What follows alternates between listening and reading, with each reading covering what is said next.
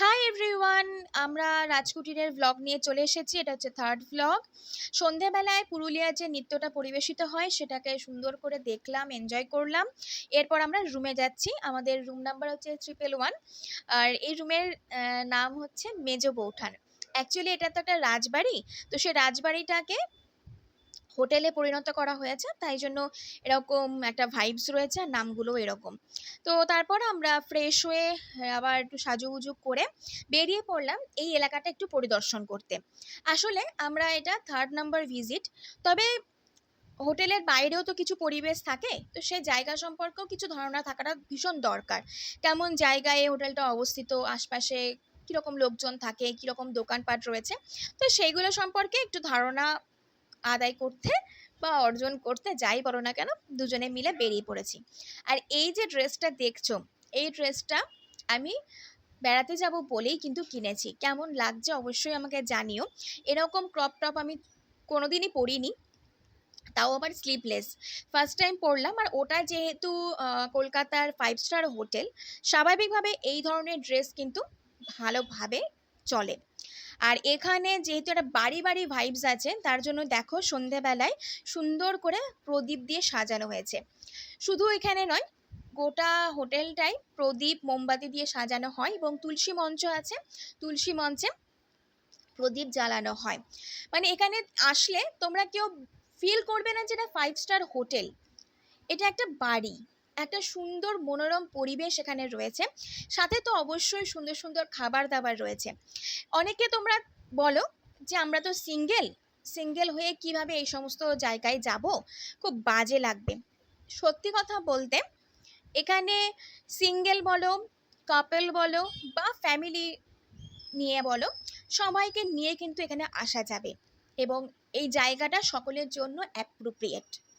ভীষণ সুন্দর খোলামেলা পরিবেশ। আর এখানকার আলোটা একটু কম, যেহেতু এটা রিসর্ট প্রপার্টি, তাই ওই ঝকমকে ঝলমলে আলো দিয়ে মোড়া নেই, ওগুলো বাকি হোটেলগুলোতে তোমরা পাবে। তো এখানে খুব আই সুথিং আলো রয়েছে, যতটুকু পেরেছি ক্যামেরা বন্দি করার চেষ্টা করেছি।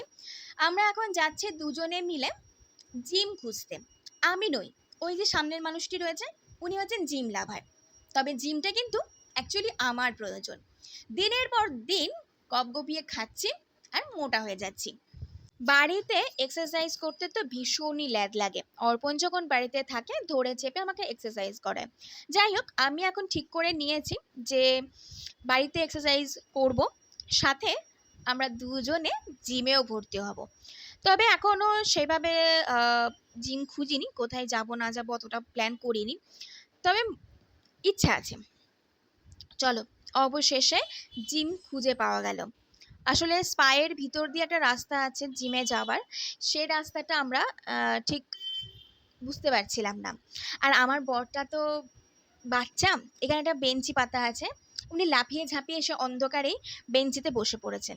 দেখো তোমরা নিজেরাই, আমি কিভাবে ওকে ম্যানেজ করি সেটা আমিই জানি। আমার ফ্ল্যাটে প্রচণ্ড চিৎকার চেঁচামেচি হয় শুধুমাত্র একে ম্যানেজ করতে করতে। তো একটা বাচ্চা আসলে আমি যে কীরকম পাগলা হয়ে যাব সেটা আমিই জানি। তো চলো, এই অন্ধকারের মধ্যে দুটিতে মিলে আর তোমাদের সাথে করে জিমের মধ্যে যাওয়া যাক। তো আমরা ভেবেছিলাম যে আমি একটুখানি হেয়ার কাটিং, হেয়ার স্পা করব, কিন্তু আনফর্চুনেটলি ওখানে করা হয় না এখন, ফুড স্পা, বডি স্পা। এবং তো এবার আমরা এসে পৌঁছেছি একটা সুন্দর জায়গা, সুইমিং পুলে। আমরা এখানে একটুখানি একান্তের সময় কাটাবো, সাথে প্রচুর ছবি তুলবো। ইনস্টাগ্রাম আইডিতে আমার সেই ছবিগুলো তোমরা দেখতে পেয়ে যাবে। তো তারপর লোকজনকে জিজ্ঞাসা করে চলে গেলাম জিমে। এই হচ্ছে জিম। আর অর্পণ একটা টাইমে জিম করতো এবং ভীষণ জিম লাভার, তো ওই কারণে জিমটা খুঁজে খুঁজে এখানে চলে এসেছে এবং বিভিন্ন জিনিসপত্র নিয়ে নাড়াচাড়া করতে লেগেছে। এরকম আমি একটা শর্টস ভিডিও আপলোড করেছিলাম এবং সেখানে কিছু মন্তব্য এসেছিল। শুনতে খারাপ লাগা থেকেও আমি মনে করি যে একটা মানুষ যখন আরেকটা মানুষকে কথা বলছে, কথা বলার থ্রোটাকে চেঞ্জ করা উচিত। আর এমনভাবে বলবো যাতে সামনের মানুষটা কোনোভাবে আঘাত না পায়, কষ্ট না পায়। তো সেখানে অপমানজনক কিছু কথাবার্তা এসেছে যে ও নাকি যে জিনিসগুলো করছে সেগুলো ঠিকঠাক করছে না, খুব হাসি পাচ্ছে সেগুলো দেখে। জিম করতে না জানলে এই জিনিসগুলো করা উচিত নয়। তো আমি বলবো যে আপনার তো সমস্ত জ্ঞান বুদ্ধি সব কিছুই রয়েছে এবং আপনারা অনেক কিছু জানেন, তাহলে একটা মানুষকে শেখাতে সাহায্য করবেন, অপমান করবেন না। আমার মনে হয়েছিল যে আমি বলবো আপনারা একটু শিক্ষা দীক্ষা নিয়ে আসুন। একটা মানুষ যেটা করতে পারছে না বা কিছু ভুল করছে তাকে শুধরে দেওয়ার চেষ্টা করবেন, কিন্তু অপমানজনক কথাবার্তা বলে তাকে ছোট করবেন না। এটা এই শিক্ষাটা আপনাদের ভীষণ দরকার রয়েছে। তো যাই হোক, এই সমস্ত থার্ড ক্লাস মানুষদেরকে অ্যাভয়েড করা উচিত, নিজেদের লক্ষ্যে পৌঁছানো উচিত, আর নিজেদের যেটা খুশি সেটা করা উচিত। তাই মানুষকে কষ্ট দিয়ে আঘাত দিয়ে যদি আপনাদের ভালো লাগে, তাহলে বলবো যে আপনারা মনে হয় সঠিক মানুষের পর্যায়ে পড়েন না।